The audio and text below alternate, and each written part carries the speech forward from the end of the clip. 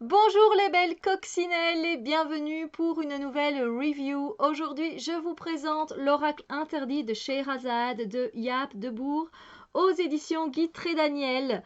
C'est juste un oracle super beau. Je l'aime vraiment beaucoup et il a son propre système. Donc voilà, je vais vous lire un peu la quatrième de boîte, comme j'aime à le dire. Alors, pour ceux que ça ne dit rien, je veux dire, Jaap de Boer, c'est celui qui a créé l'oracle de l'ultime vérité. Là, on était dans un style beaucoup plus victorien et ici, on le retrouve avec un style plus oriental. Voilà. J'avais vraiment bien aimé. Je continue d'ailleurs d'adorer ce jeu.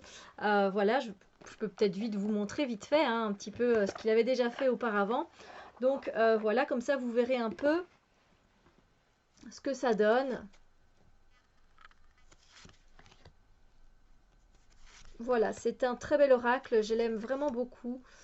Il y a un peu de nudité, c'est pareil pour le reste.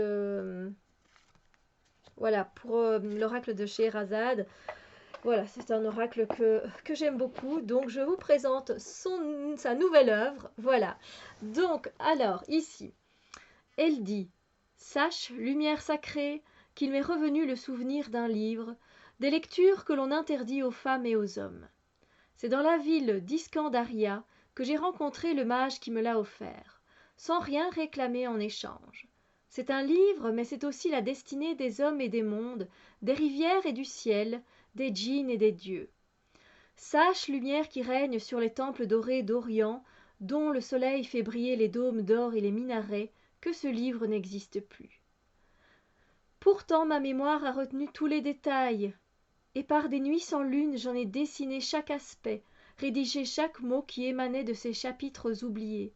Ils sont la vie, ils sont la mort, ils sont le temps. Et Scheherazade dit encore: Si tu veux, rien que pour toi, je vais te les faire découvrir. Ainsi je capterai ton attention et tu seras plus sage. Viens, écoute les mots et vois les arcanes de mon oracle interdit. C'est cool, hein? J'aime beaucoup. Donc effectivement, on se retrouve avec l'histoire de Scheherazade. C'est super bien fait déjà. Enfin voilà, rien que la boîte, c'est quand même une boîte de superbe. Hein, on est d'accord. Donc ensuite, évidemment, on a les cartes et on a le livret explicatif. Parce que sachez que c'est entre l'oracle et le tarot. Ça reste un oracle. Mais ici, Jaap de Boer a décidé de faire un oracle un peu différent avec un système bien à lui. Vous allez le voir hein, dans les suites en fait, parce qu'il y a des suites, voilà, si on peut dire ça. Voilà, le livret, il est voilà, horizontal pour une fois. C'est pas mal, c'est très bien fait. Il est en couleur, s'il vous plaît, donc ça ne gâche rien. Je remercie au passage les éditions Guy Trédaniel pour cet envoi. On a un petit mot à propos de l'auteur, hein, donc voilà. Jaap de Boer ou Bruno Bouteville, voilà. On explique, on a un petit mot donc sur cet auteur. On a un avant-propos, voilà. Voilà un peu aussi de quoi il s'est inspiré pour faire aussi cet oracle. Voilà, donc il y a un petit peu à lire. Et puis on a la présentation du jeu. Et donc, il explique en fait qu'il y a des différentes familles. En fait, vous allez voir quelque part qu'il y a des arcanes majeurs, si on peut dire ça comme ça. Et ensuite, il y a des familles. Alors, il y a la famille des dinars, en fait, qui représente effectivement le côté argent, le côté matériel. Il y a les tuloirs, donc qui sont les noms qu'on donne aux épées courbes des Arabes. Et là aussi, ça se rapproche un peu des épées hein, dans le tarot. Ensuite, il y a les flambeaux voilà, qui font vraiment penser au bâton. Et puis, on a les coupes, évidemment, mais on a aussi les cobras qui sont associés à la prudence, au subterfuge, au calcul. Voilà, donc c'est pas mal, c'est vraiment très bien fait. Donc, il y a 22 arcanes de base qui sont dites des arcanes majeures. Et voilà, effectivement, l'arcane 21 n'existe pas pour une raison qui lui est particulière. Et en fait, vous allez voir qu'il n'y a pas les nombres pairs dans les suites. en fait. Donc il y a 5 familles, donc qui sont composées de la sultane, le sultan, l'as, le 3, le 5 et le 7. Et il a volontairement réduit le nombre de lames pour en extraire une synthèse beaucoup plus rapide. Voilà. Donc voilà, il a fait un peu sa composition à lui. On a également des cartes de saison, des cartes des éléments et des cartes d'animaux. Voilà, 4 de chaque que je vais vous montrer, mais les cartes ne sont pas dans l'ordre parce que moi j'ai déjà un petit peu fait mon petit test. Il nous présente des méthodes de tirage et il y en a quelques-unes, je pense, qui m'intéressent. Hein. Donc on a un tirage classique en croix et il nous donne toujours un petit exemple. Hein, voilà. Oui, on a le tirage du compas qui m'a tiré vraiment bien, qui a l'air très facile à faire. On a le tirage sur le prénom, ça je l'ai déjà fait maintes fois, mais ça reste toujours intéressant. Ensuite, on a la grande odalisque, qui me semblait aussi d'être un tirage pas mal, vraiment. On a la roue du destin, qui est quand même là un tirage un peu plus compliqué. Donc, j'ai pas encore eu le temps de les tester. Hein. Et puis, on a le minaret, le tirage du minaret. Et puis, comme vous le voyez, on commence avec les lames majeures. Et c'est repris en couleur. Et effectivement, la carte 0, c'est la carte de Scheherazade. Succès, douceur, persévérance. Donc, voilà. Et c'est à chaque fois expliqué. Donc, on a ici, en fait, justement, l'histoire du conte de Scheherazade. Voilà. Et puis, ce qui est bien, c'est que du coup, il nous fait à chaque fois, il nous montre à chaque fois des exemples d'associations. Et ça, c'est pas mal aussi, hein, je trouve. Donc, voilà. Ensuite, on a Dinarzade, qui est, je pense, la sœur de Scheherazade. Il me semble. Voilà, donc on a encore après des associations. Et c'est ainsi, voilà.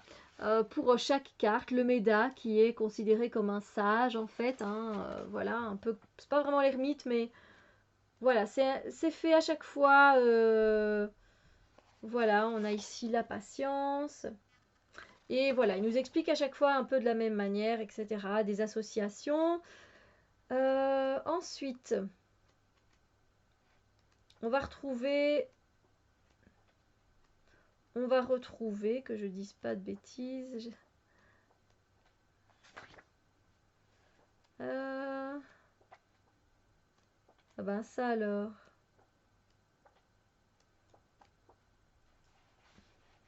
Alors vous voyez, il y a même des cartes de blocage, mais il y a aussi la main de Fatma. Voilà, je trouve ça intéressant, c'est bien aussi. Puis on a évidemment les saisons qui sont expliquées, voilà, hein, donc le printemps, qui est la lame de la jeunesse, de la folie, de l'intrépidité, des projets, du renouveau, etc. Hein, donc les choses qui bourgeonnent, et voilà, il explique un peu donc chaque saison. Ensuite, il vient nous expliquer les animaux qu'il a choisis. Donc il a choisi le loup, l'ours, le tigre et l'éléphant. Ensuite, au niveau des éléments, il y a le lac qui symbolise évidemment l'eau, le labour qui vient nous parler de la terre, la torche qui nous vient pour le feu et le chamal qui est un vent et donc qui nous parle de l'air. Ensuite, il nous explique les sultans, les sultanes, sultane de la lampe, sultan de la lampe, voilà, il dit qui est-ce que ça peut représenter, une femme autour de vous, une amie, etc., etc. Et puis vous voyez, il a une explication pour l'as de lampe, le 3 de lampe, voilà, etc. Donc le 5 et le 7. Puis ça va pas plus loin, donc voilà. C'est intéressant, c'est très bien fait, mais il a son, comment dire, il a son, un peu ses significations à lui. Ça mélange un peu de signification du tarot de Marseille parce que il a été influencé aussi par le tarot de Marseille. Et voilà, c'est expliqué donc à chaque fois comme cela. Il nous donne encore quelques conseils et puis on a la table des matières qui se retrouve ici au fond. Voilà, donc il nous sort encore ici une belle œuvre, Yves de Bourg, je trouve. Voilà, franchement, moi, j'aime vraiment beaucoup. J'aime beaucoup les œuvres qu'il fait. Et je ne sais pas encore comment je vais travailler avec ce deck, avec ce jeu concrètement. Donc on a une belle petite pochette hein, qui nous est offerte. Oui, je ne sais pas encore comment travailler parce que vous me connaissez, moi j'aime bien travailler intuitivement. Voilà, je sais que c'est possible, mais je me dis, lorsque je vais tomber sur une carte comme celle-là, le 3 de dinar, est-ce que du coup je prends la connaissance du 3 de denier que j'ai ou pas? Ou est-ce que je vais me référer à son livre et que je lis tout simplement la signification? Parce que vous savez bien que je suis pas trop livret. Hein, je vais pas trop me référer au livret, je préfère voilà, écouter mon intuition. Je sais pas encore comment je vais faire. Je sais pas, je pense que voilà, quand ça se présentera, je ferai d'une telle ou telle manière. Je pense que j'irai voir son livret pour voir un peu quel est le message qui nous fait parvenir. Et puis peut-être que j'utiliserai la signification du tarot traditionnel. À voir, voilà. Le dos des cartes, eh bien vous savez, vous pouvez l'utiliser du coup, utiliser les cartes à l'envers. Voilà. Il ne le précise pas, mais bon, vu que les dessins sont vraiment faits à l'envers, ben, voilà, je pense que si vous aimez travailler de cette façon-là, c'est tout à fait possible. Les tranches sont super dorées. Voilà, esthétiquement c'est très beau. Les cartes sont assez grandes. Voilà, pour moi il est impossible de les mélanger dans ce sens-là. Donc je dois les mélanger dans le sens de la longueur. Elles glissent très très bien. Donc voilà, souvent je coupe en deux le paquet. Il n'y a pas de souci, voilà, comme je vous dis, elles glissent très très bien, donc voilà. C'est très agréable de les utiliser, voilà. Alors il y a beaucoup de cartes que j'aime vraiment bien. Après, c'est un jeu qui est très coloré, hein, vraiment, il est super coloré, donc voilà. Alors déjà, cette carte, je la trouve mais magnifique, je la trouve waouh, wowissime. Enfin voilà, pour faire un aussi beau visage, c'est super beau. C'est une de mes sultanes préférées dans ce jeu. Je l'aime vraiment beaucoup. Ouais, vraiment. Donc ici, on se retrouve avec le printemps. Voilà. Les cartes sont glossy. Voilà, comme vous pouvez le voir. Donc ça, ce sont les épées. Hein, les épées arabes. On a Dinarzade. Voilà, c'est une très belle carte. Je l'aime beaucoup aussi. J'aime beaucoup les couleurs qu'il a mis.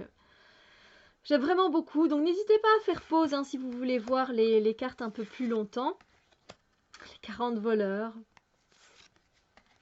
Le 5 de cobra. Ici, on se retrouve avec l'ours. Les amants. Les deux sultanes. La porteuse d'eau. Ici, on a le loup.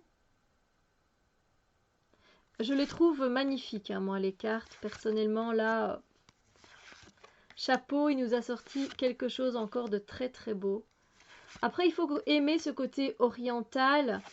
Il faut aimer aussi ce côté dénudé. Et que ça ne vienne pas choquer, justement, le côté oriental à la nudité. Parce que, justement, on pense souvent voilà, que les femmes sont cachées derrière des voiles, etc. Mais voilà, il y a tellement plus. Voilà, donc le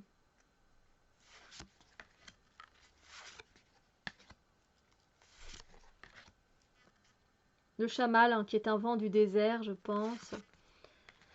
Et alors, on a beaucoup après de sultanes. Je pense que la sultane que je vous ai montrée ici, qui est la sultane de lampe, je pense que c'est la seule qui n'est pas, qui ne voile pas le reste de son visage. Donc, pour les autres, on ne voit que les yeux. Et pour l'interprétation, c'est pas si évident que ça parce que on doit se plonger dans ce regard finalement. Ou alors, évidemment, aller voir dans le livret, hein, bien sûr.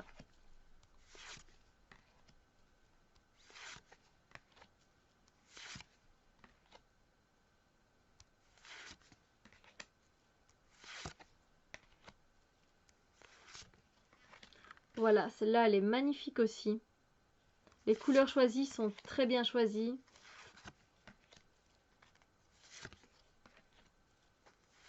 Je ne sais pas si c'est un jeu qui vous intéresse ou pas. Dites-moi un peu ce que vous en pensez.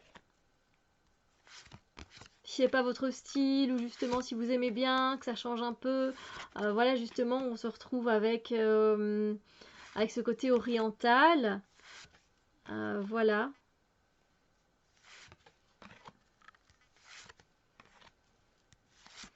Voilà, n'hésitez pas à me donner un retour, hein, ça me fera vraiment plaisir.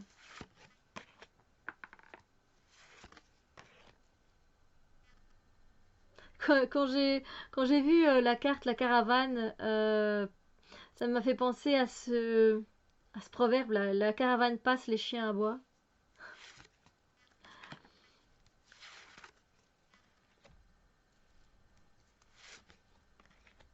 On a Sinbad, évidemment. Le tigre, oui.